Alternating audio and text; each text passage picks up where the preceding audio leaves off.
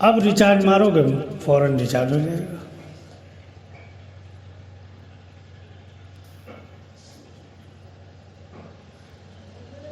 अब रिचार्ज मारो हो जाएगा।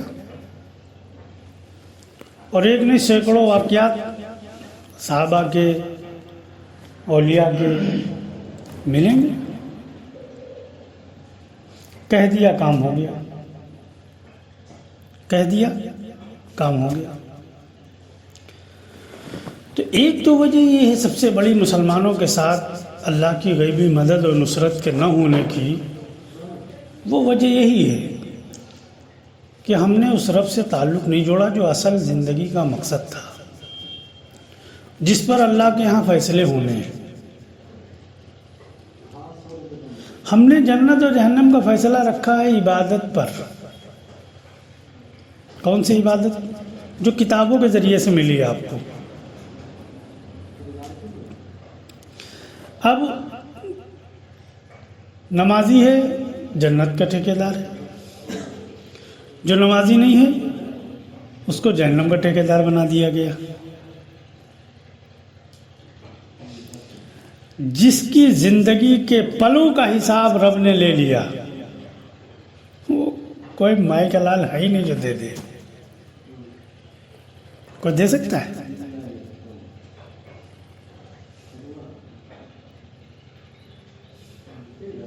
इस कदर अल्लाह ने अपनी जो है नेमतों से हर वक्त नवाज रहा है, हर वक्त हमारे साथ एहसानात के मामलात कर रहा है, हम हिसाब दे सकते हैं। और फिर जिस नमाज पर हम दावा ठोके हैं जन्नती होने का और अल्लाह वाले होने का, उस नमाज में भी अल्लाह का ख्याल नहीं आ रहा है, वहाँ भी झगड़ा है। एक तो आ ही नहीं रहा है, और अगर कह दो कि नमाज अल्लाह के ख्याल और ध्यान का नाम है तो मानने को भी तैयार नहीं। वो नमाज किसको माने? कसरत करने को नमाज माने। जैसे योगा वाले नहीं जाते हैं, कभी हाथ ऊपर करेंगे, नीचे करेंगे, इधर टेढ़े हो जाएंगे, उधर से लेट जाएंगे, कभी उल्टे हो जाएंगे कभी। तो मुसलमान नमाज कहाँ पढ़ रहा है? योगा कर रहा है। नमाज पढ़ता तो फिर कि जिसके लिए पढ़ रहा है उसको जानता ना, या उसको जानता है उसी के ख्याल के साथ उसको अमल करता ना।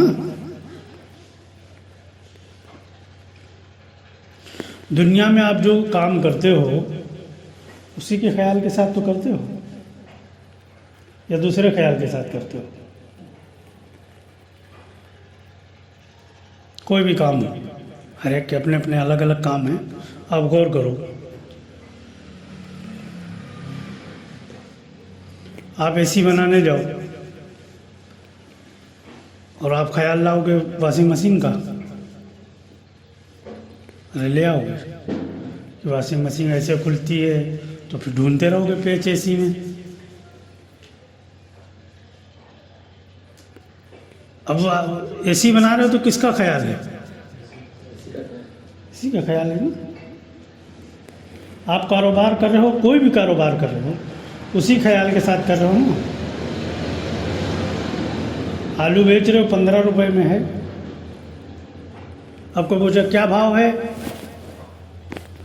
आप सेब का भाव बता दो, यह 100 रुपए में है, फ़ोन ही काट देगा, कहेगा कुछ आजकल दिमाग से गड़बड़ हो गया है। अब आप कहो नहीं, अरे वो तो हमारे ख्याल में सेब था।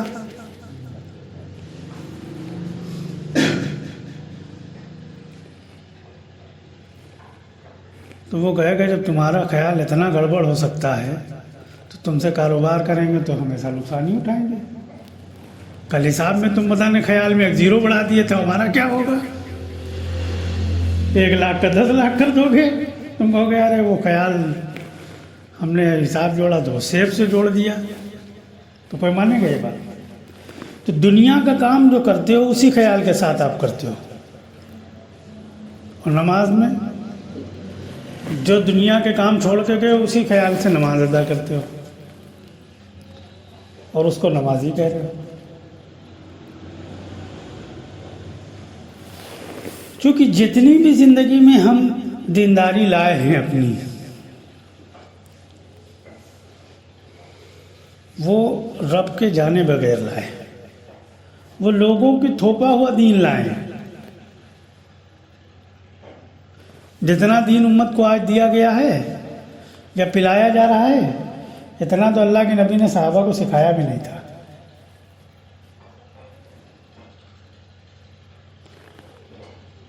इतने अमल सहाबा नहीं करते थे जितने आपसे कराए जा रहे हैं। जिंदगी उठा के देख लो सहाबा की, और ज़िंदगी उठा के देख लो आजकल के दीनदार की।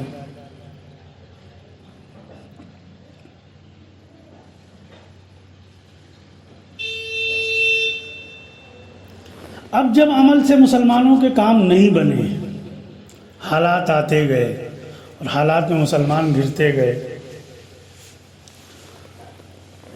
अपने दीन से बदज़न न हो जाए मुसलमान, इसलिए जो है वो एक नया फार्मूला मुसल्लत किया गया कि जब जब हालात की रस्सी खिंचती है, तंग होती है, हालात बढ़ते हैं, तो मुसलमानों को ख्वाब ये दिखाया जाने लगता है कि इमाम मेहदी आने वाले हैं। अब आजकल जो है इमाम मेहदी बहुत जोर उतारे जा रहे हैं। कोई जो है मौलवी बता रहा है कि पैदा हो चुके हैं,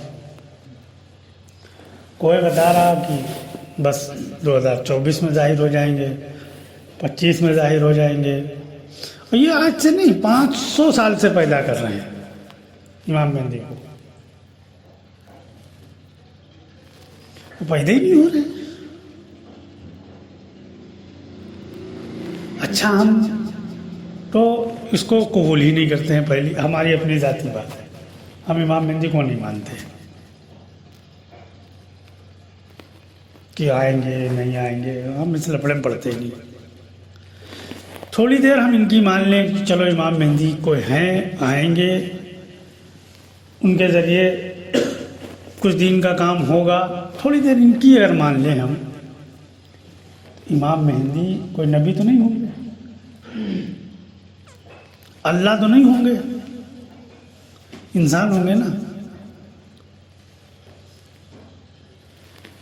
तो कोई इमाम मेहदी अगर आ भी गया तो हमारा तुम्हारा क्या फ़ायदा हो जाएगा, ये बता दें। और ये इमाम मेहदी को जो बुला रहे हैं और पैदा करा रहे हैं, उसमें दो चीज़ें समझो। इसलिए नहीं कि वो आके दीन का सही रुख लोगों को बता देंगे, ये इसलिए इमाम मेहदी को पैदा करा रहे हैं कि जो दूसरी कौमें मुसलमानों पर जुल्म कर रही, इनको कत्ल करेंगे, इसलिए इमाम मेहदी को बुला रहे हैं। जैसे दुआ करते नहीं, या अल्लाह सलाहुद्दीन अय्यूबी पैदा कर दे, क्या करेगा आके? वो कत्ल करेगा आके। तो अगर ये दुआ भी मांगते हैं किसी वली के नाम पर कि उन जैसा कोई पैदा कर दे, तो इसलिए नहीं कि वो आगे मुसलमानों को या इंसानों को अल्लाह से मिलाएगा, वो इसलिए करते हैं कि वो आगे लोगों को कत्ल करेगा। नियत देखो,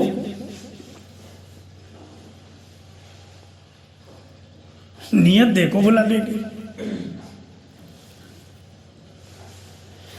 अब अगर मान भी लेते हैं इमाम मेहदी आएंगे, तो उनकी ज़िंदगी एक होगी।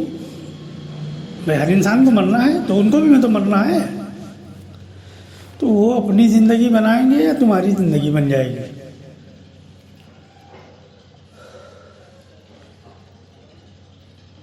नूह अलैहिस्सलाम के बेटे ने अब्बा को देख के अपनी ज़िंदगी नहीं बना पाया,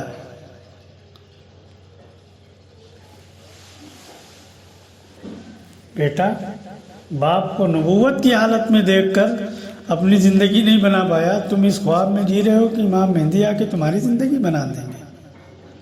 अरे आए ना आए वो जाने, उनका काम जाने, अल्लाह जाने जिंदगी हमें मिली है, हमें अपनी जिंदगी का हिसाब देना है। क्यों इमाम मेहंदी का इंतजार कर रहे हो? अपनी जिंदगी हमें बनानी है। हर एक बन जाओ इमाम मेहंदी। 4 हाथ होंगे इमाम मेहंदी के, 2 दिमाग होंगे, 4 आंखें होंगी, 2 से दुनिया देखेंगे, 2 से गैब का निजाम देखेंगे।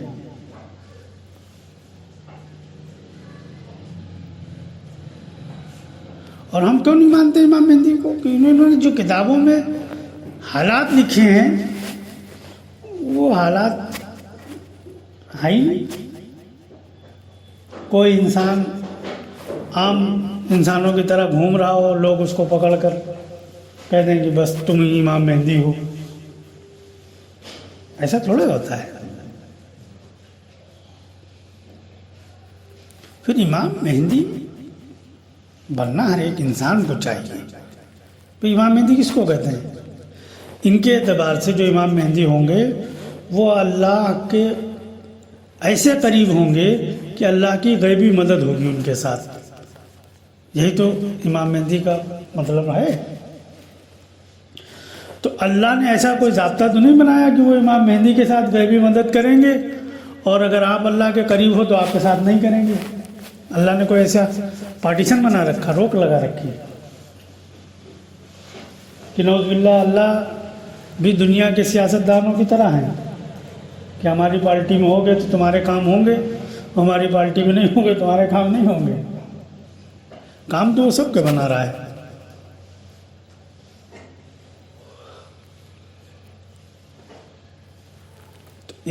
अब ये बहकावा मुसलमानों को दिया जा रहा है। इमाम मेहंदी आएंगे, आने वाले हैं, बस जमे रहो। तो मुसलमानों ने मोबाइल और सिम तो है मुसलमानों के पास, लेकिन रिचार्ज गलत है मुसलमानों के पास। रिचार्ज इन्होंने जो डाला है वो फिरके का डाला है। अभी यूट्यूब पे एक क्लिप चल रही थी, वो एक तबका है, शकील बिन हनीफ नामी एक शख्स है औरंगाबाद में।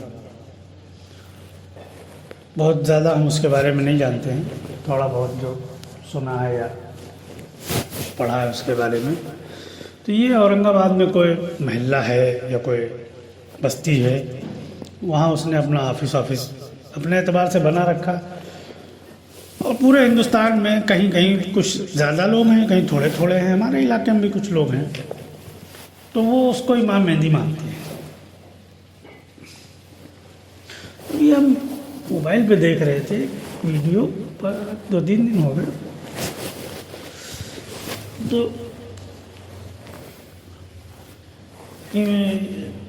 शकील बिन हनीफ को मानने वाला, इमाम मेहंदी मानने वाला शख्स, उसने एक रिश्ता तय किया। उसका रिश्ता तय हुआ बम्बई से।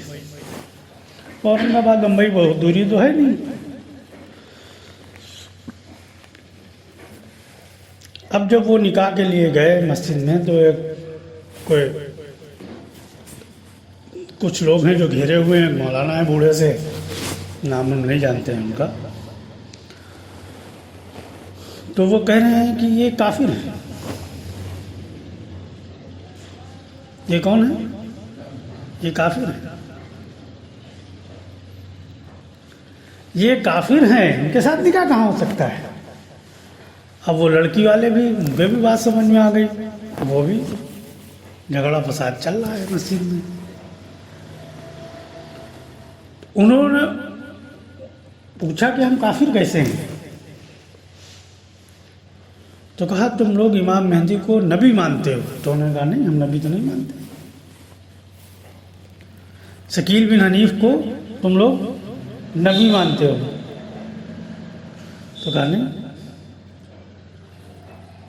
अब अगर कोई शख्स वली है, चलो आएंगे, इमाम मेहंदी भी तो है नहीं, इनके एतबार से आएंगे, वलायत ही तो अगर हम मान मिले तुम्हारे लिखने के एतबार से और बताने के एतबार से, तो होंगे तो वली ही। नबी तो नहीं होंगे ना। और किसी वली को आप वली न मानो तो आप काफिर हो जाओगे। किसी वली को आप वली न मानो तो आप काफिर हो जाओगे। क्या मजाक है। बस हर एक अपने अपने फिरके में मस्त है, हर एक दूसरे को काफिर कह रहा है, इसी में मस्त है।